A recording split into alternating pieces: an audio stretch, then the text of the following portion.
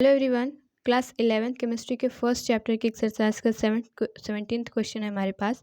A sample of drinking water was found to be severely contaminated with chloroform supposed to be carcinogenic. Carcinogenic मतलब हम उसे कहते हैं जो कैंसर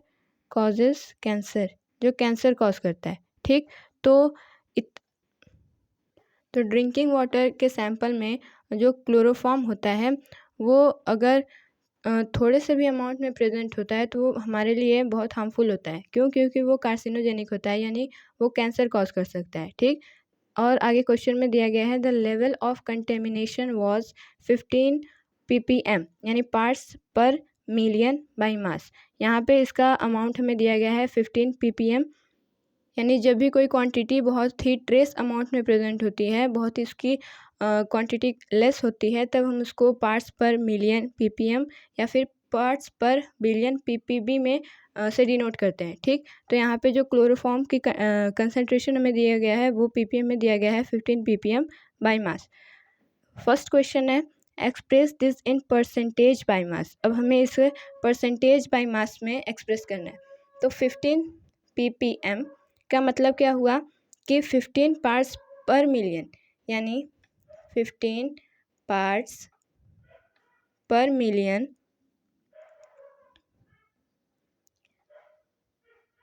प्रेजेंट है 10⁻⁶ पार्ट्स में।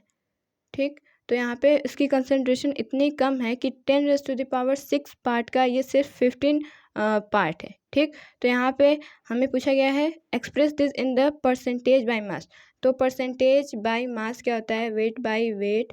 परसेंटेज क्या होता है? Weight by weight percentage is equal to mass of component upon में टोटल मास, और परसेंटेज में निकालना है तो हम इसका 100 से मल्टीप्लाई कर देंगे। ठीक, तो यहाँ पे हमें मास ऑफ कंपोनेंट कितना है मिला है 15, अपॉन में टोटल मास कितना है 10⁻16 इंटू में 100। जब आप इसको 100 को कैंसिल करेंगे तो हमें मिलेगा 15 अपॉन में 10⁻4। इसको जब हम ऊपर ले जाएंगे तो ये हो जाएगा 15 इंटू 10⁻4, या फिर हम इसको ऐसे भी लिख सकते हैं कि 1.5 इंटू, ये ऊपर जाएगा तो माइनस में हो जाएगा -3 परसेंटेज। ठीक, तो यहाँ पे वेट बाय वेट परसेंट कितना निकला हमारा 1.5 इंटू 10⁻³ परसेंटेज। सेकेंड क्वेश्चन है determine the molality of chloroform in water sample. ये हो गया पहला पार्ट। सेकेंड पार्ट में हमें मोलैलिटी कैलकुलेट करनी है। तो मोलैलिटी का फॉर्मूला क्या होता है? Number of moles of solute present in mass of solvent in 1 kg। ठीक, तो हमें फर्स्ट पार्ट से क्या पता लगा कि 1.5 ग्राम, अगर हम परसेंटेज को एब्सोल्यूट वैल्यू मान लें तो यहाँ से हम निकाल सकते हैं कि 1.5 इंटू 10⁻³ ग्राम क्लोरोफॉर्म यानी CHCl3 प्रेजेंट है 100 ग्राम ऑफ सैंपल में। ठीक, तो यहाँ पे हमें जो मोलैलिटी कैलकुलेट करनी होती है वो केजी में कैलकुलेट करना होता है। तो यहाँ पे हम सिंपल यूनिटरी मेथड लगा देंगे कि 1000 ग्राम यानी 1 kg में जो इसका कंसंट्रेशन हो जाएगा वो कितना हो जाएगा 1.5 इंटू 10⁻⁻2 ग्राम। तो यहाँ पे हमें मास ऑफ सॉल्वेंट पता चल गया है, लेकिन हमें मोल्स नहीं पता है। ठीक, तो मोल्स हम कैसे निकालते हैं? Moles is equal to given mass upon में मोलर मास। तो मास ऑफ सॉल्यूट कितना है 1.5 इंटू 10⁻⁻2 अपॉन में मोलर मास हमें कैलकुलेट करना होगा CHCl3 का। तो यहाँ पे CHCl3 का अगर आप मोलर मास कैलकुलेट करें तो ये हो जाएगा 12 प्लस में 1 प्लस में 3 इंटू 35.5। क्योंकि क्लोरीन का जो एटॉमिक मास होता है वो होता है 35.5। इसको जब आप कैलकुलेट करेंगे तो आपको मिलेगा 118.5 ग्राम पर मोल। अब हम इसी को यहाँ पे पुट कर दे रहे हैं तो ये हो जाएगा 118.5 मोल्स।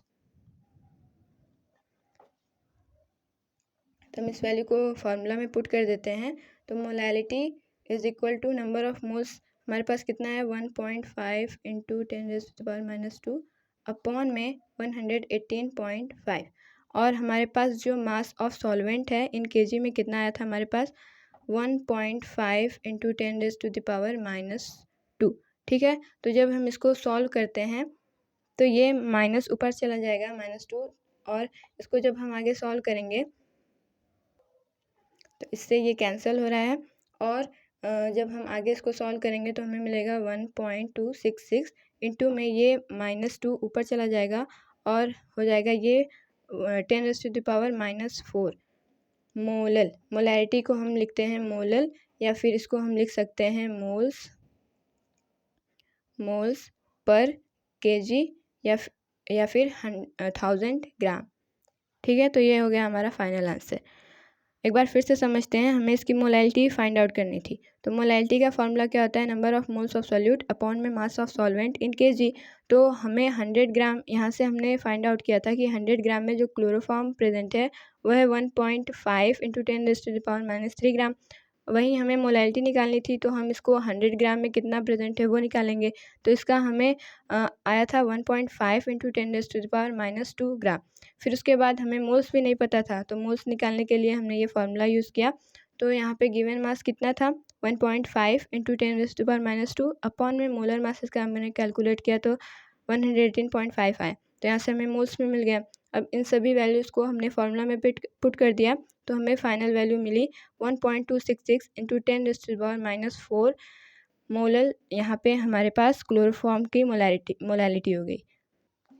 ठीक, तो ये था हमारा क्वेश्चन नंबर 17। आई होप आपको समझ में आया होगा। Thank you, thanks for watching.